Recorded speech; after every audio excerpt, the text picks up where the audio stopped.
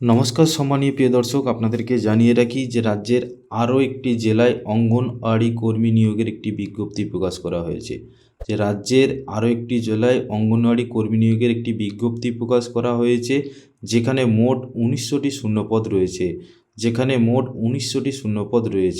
তো ১৯০০টি শূন্যপদের মধ্যে সহায়িকাও কিন্তু রয়েছে, যেখানে ১৬০০টি শূন্যপদ রয়েছে অঙ্গনওয়াড়ি কর্মী এবং যেখানে রয়েছে ৩০০টি শূন্যপদ অঙ্গনওয়াড়ি সহায়িকা।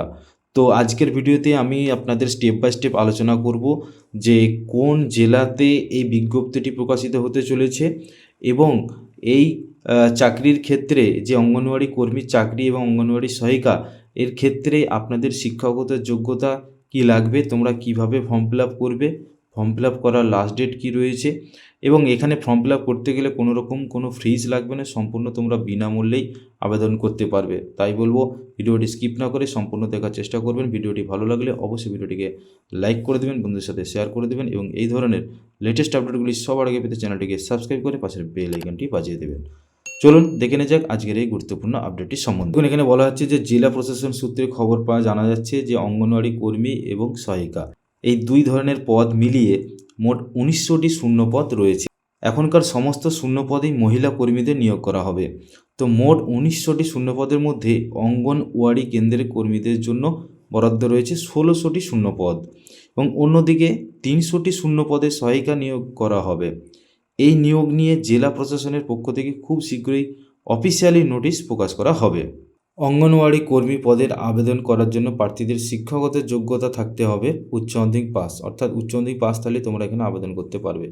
তবে উচ্চ যোগ্যতা থাকলেও এখানে আবেদন জানাতে পারেন। এর সাথে ইচ্ছুক প্রার্থীদের বয়স হতে হবে ন্যূনতম ১৮ বছর। তোমাদের এখানে বয়স লাগছে ১৮ বছর এবং সর্বাধিক বয়স ৩৫ বছরের মধ্যে কিন্তু বয়স হলেই তোমরা এখানে আবেদন জানাতে পারবে। ঠিক একইভাবে অঙ্গনওয়াড়ি সহায়িকা পদে আবেদন করার জন্য প্রার্থীদের শিক্ষাগত যোগ্যতা লাগবে উচ্চ মাধ্যমিক পাস। উচ্চ মাধ্যমিক পাস থাকলে তোমরা কিন্তু এই সহায়িকা পদের ক্ষেত্রে আবেদন করতে পারবে এবং তোমাদের এখানে বয়স বলা আছে ১৮ থেকে ৪৫ বছরের মধ্যে বয়স হতে হবে। ঠিক আছে, তবে এবছর এই সীমা কমিয়ে ৩৫ বছর রাখা হয়েছে, অর্থাৎ ১৮ থেকে ৩৫ বছরের মধ্যে বয়স হলেও তোমরা এখানে আবেদন জানাতে পারবে। এই নিয়োগের জন্য বিশেষ একটি কমিটি তৈরি করা হয়েছে, যার চেয়ারম্যান হয়েছেন জেলা প্রশাসক। এই নিয়োগ সংক্রান্ত কোনো রকম অফিসিয়াল বিজ্ঞপ্তি প্রকাশ হলেই তা আমাদের ওয়েবসাইটে জানানো হবে। অর্থাৎ যে এই নিয়োগের যে অফিসিয়াল ওয়েবসাইট সেটি কিন্তু এখনও পর্যন্ত বের হয়নি। তো কবে বের হবে সেটা আমি দেখিয়ে দিচ্ছি। তো যখনই বেরোবে কিন্তু অফিসিয়াল ওয়েবসাইটের মাধ্যমে কিন্তু তোমরা জানতে পারবে। তো তোমাদেরকে এটাও জানিয়ে রাখি যে এই বিপুল সংখ্যক নিয়োগটি কিন্তু রাজ্যের উত্তর ২৪ পরগনা জেলার বিভিন্ন অঙ্গনওয়াড়ি কেন্দ্রগুলিতে কিন্তু নিয়োগ করা হবে। তো এর জন্য ইতিমধ্যে প্রশাসনের পক্ষ থেকে জেলার শিক্ষাগত পরিকাঠামো উন্নতির জন্য বিশেষ নজরদারি ব্যবস্থা চালু হয়েছে। তো এই জেলাতে অঙ্গনওয়াড়ি কেন্দ্রের সহায়িকা এবং কর্মী পদে নিয়োগ করা হবে। অর্থাৎ আজকের যে আপডেটটি আপনারা দেখতে পাচ্ছেন অঙ্গনওয়াড়ি কর্মী এবং অঙ্গনওয়াড়ি সহায়িকা যে নিয়োগ হবে সেটি কিন্তু পশ্চিমবঙ্গের উত্তর ২৪ পরগনা জেলাতে কিন্তু নিয়োগ হতে চলেছে। তো এখনও পর্যন্ত খবর অনুযায়ী যে জেলা প্রশাসনের তরফ থেকে ২৯শে জানুয়ারি নিয়োগ সংক্রান্ত বিজ্ঞপ্তি প্রকাশ করা হবে বলে জানা গিয়েছে। তো বিজ্ঞপ্তি প্রকাশের পর অন্তত ২৫ দিন অবধি এখানে ইচ্ছুক প্রার্থীরা আবেদন জানাতে পারবেন।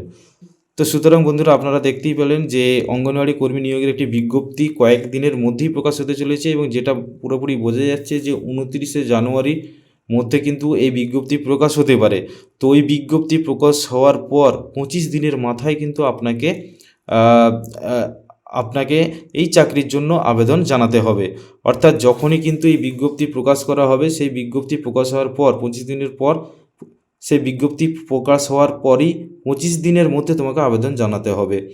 তো এই জেলার যে অঙ্গনওয়াড়ি কর্মী নিয়োগ হবে তার অফিসিয়াল আপডেট যখন ওয়েবসাইটে দেওয়া হবে তখন কিন্তু অবশ্যই আমি আপনাদের আবার একটি পুনরায় ভিডিও দিয়ে দেবো যে অফিসিয়াল আপডেট কি রয়েছে।